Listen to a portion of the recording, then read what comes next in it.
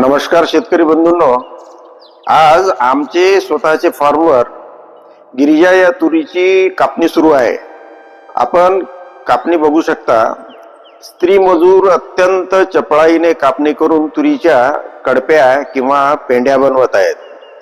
तुरीची एकंदर पोझिशन पाहून आपण प्रत्यक्ष उत्पन्नाचा अंदाज घेऊ शकता।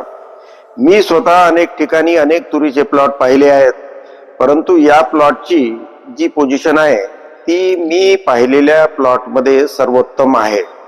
अर्थात हा माझा अनुभव आहे, तुमचा अनुभव वेगळा असू शकतो। कापणी दरम्यान मनवाडला गावचे प्रतिष्ठित पोलीस पाटील श्री शरद कुबडे आणि प्रगतिशील शेतकरी श्री विजय फुके तिथे आले।